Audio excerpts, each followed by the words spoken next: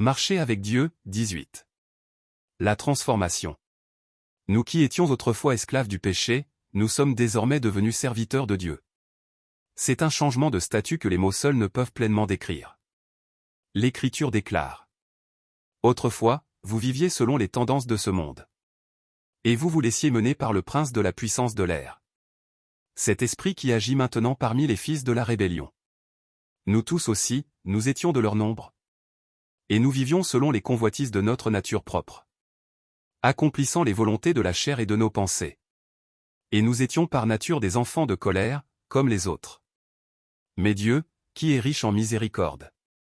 À cause du grand amour dont il nous a aimés. Nous qui étions morts par nos offenses, il nous a rendus à la vie avec Christ. C'est par grâce que vous êtes sauvés. Nous sommes devenus un peuple nouveau. Nous sommes des nouvelles créatures. Faites donc mourir en vous ce qui est terrestre. L'impudicité, l'impureté, les passions, les mauvais désirs, et la cupidité. Qui est une idolâtrie. C'est à cause de cela que la colère de Dieu vient sur les fils de la rébellion. Et vous marchiez ainsi autrefois, lorsque vous viviez dans ces péchés. Mais maintenant, renoncez à toutes ces choses. À la colère, à l'irritation, à la méchanceté, à la calomnie. Et aux paroles grossières qui pourraient sortir de votre bouche. Ne mentez pas les uns aux autres. Ayant dépouillé le vieil homme avec ses œuvres. Et ayant revêtu l'homme nouveau. Qui se renouvelle dans la connaissance selon l'image de celui qui l'a créé.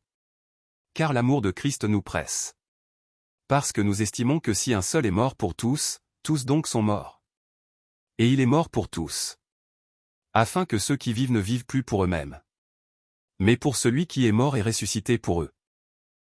Ainsi, dès maintenant, nous ne connaissons personne selon la chair. Et si nous avons connu Christ selon la chair, maintenant nous ne le connaissons plus de cette manière. Si quelqu'un est en Christ, il est une nouvelle créature. Les choses anciennes sont passées, voici, toutes choses sont devenues nouvelles. Mais même après un tel changement radical, il nous est souvent difficile de voir un vrai changement concret dans nos vies après le salut. L'Écriture dit que nous avons été rendus vivants avec Christ, que nous sommes des créatures nouvelles, un homme nouveau. Mais quand nous nous regardons, nous voyons encore les mêmes schémas, les mêmes habitudes. Alors nous étudions la Bible. Nous nous engageons dans des formations de disciples. Nous nous consacrons à la prière. Et parfois, nous jeûnons même. Et pourtant, bien souvent, nous ne voyons pas le changement auquel nous nous attendions. Et nous finissons par être découragés. Bien sûr, la transformation ne se produit pas en un jour. Mais le vrai problème est souvent que nous n'avons pas une compréhension juste de ce qu'est la transformation. Ce qui n'a pas besoin de changer. La première chose que nous devons comprendre à propos de la transformation, c'est qu'il y a des choses qui n'ont pas besoin de changer. Et qui, en réalité, ne doivent pas changer. C'est la vision. La vision, c'est l'appel que Dieu a donné à chacun de nous. Dans le déploiement de l'œuvre de Dieu, chacun de nous reçoit un rôle unique. Ce rôle peut être celui d'un maître.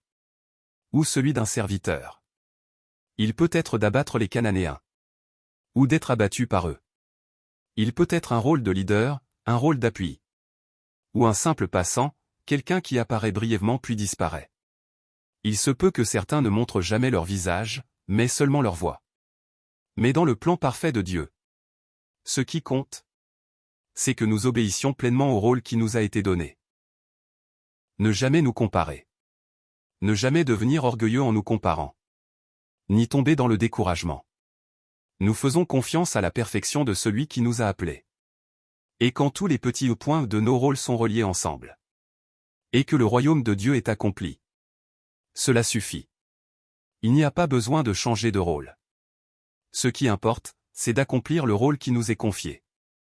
La vision n'est pas quelque chose que nous produisons par nos propres efforts, ni quelque chose que nous créons par des transformations personnelles. C'est quelque chose qui est façonné par Dieu.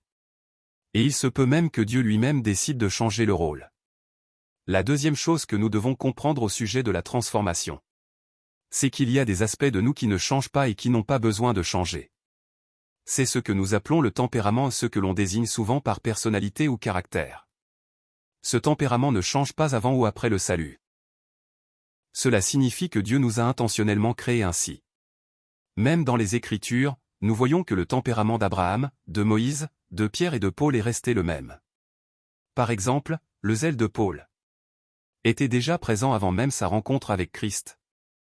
Et il est resté tout aussi intense après sa rencontre avec Christ. C'est pourquoi Paul exhorte l'Église en disant : ayez du zèle et non de la paresse. Soyez fervents d'esprit. Servez le Seigneur. Le zèle de Paul était vraiment remarquable. Tout ce qu'il faisait, il le faisait avec zèle. Avant de rencontrer Jésus, ce zèle l'a poussé à persécuter Christ et ses disciples. Après avoir rencontré Jésus, ce même zèle a été dirigé vers le service du Christ et de son peuple. Nous essayons souvent de changer notre propre tempérament. Ou nous attendons des autres qu'ils changent le leur. Mais nous finissons toujours par abandonner. Et après des échecs répétés, nous commençons à juger et à condamner. Mais le tempérament n'est pas quelque chose qui doit changer. C'est quelque chose qui doit être reconnu et accepté.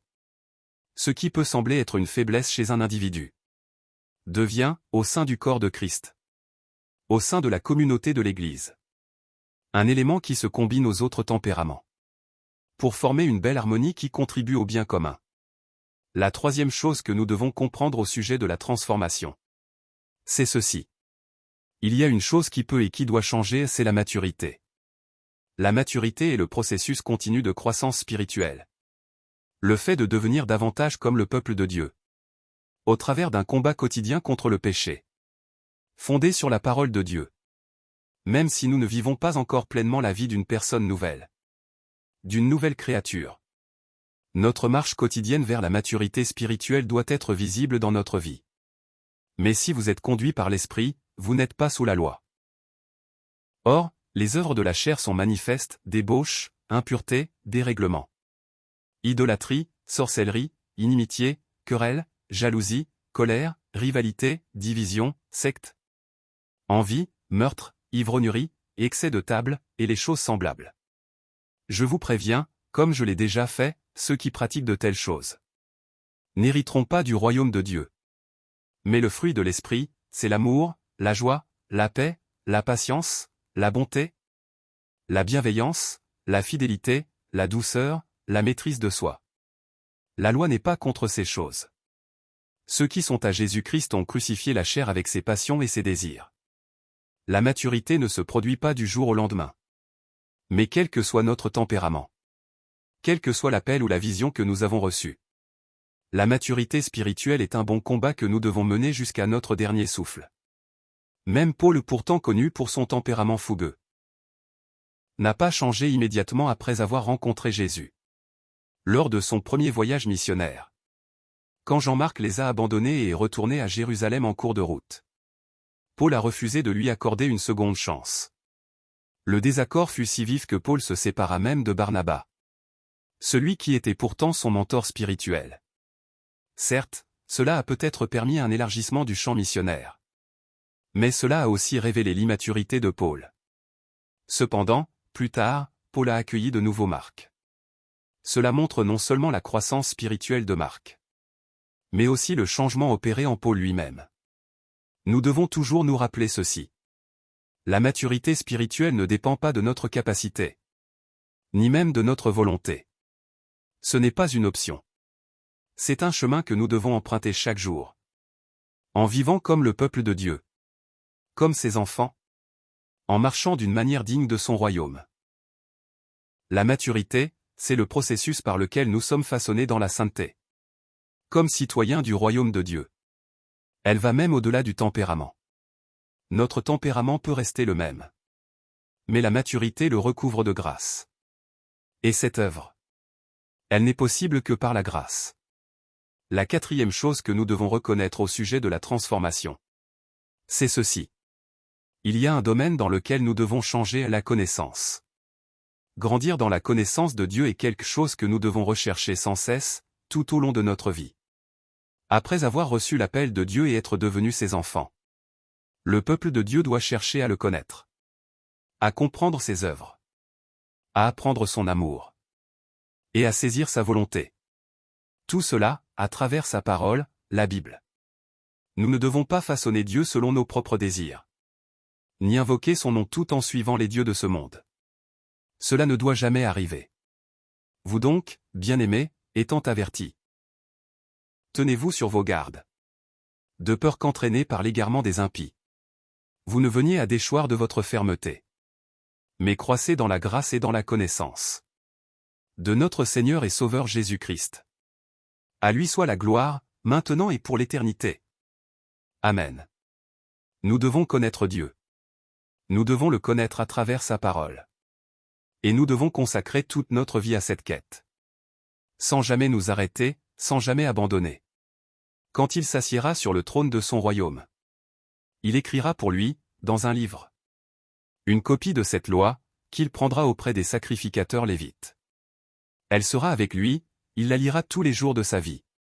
Afin qu'il apprenne à craindre l'Éternel, son Dieu. Et à observer toutes les paroles de cette loi et toutes ses ordonnances pour les mettre en pratique. Marcher avec Dieu ce chemin continu.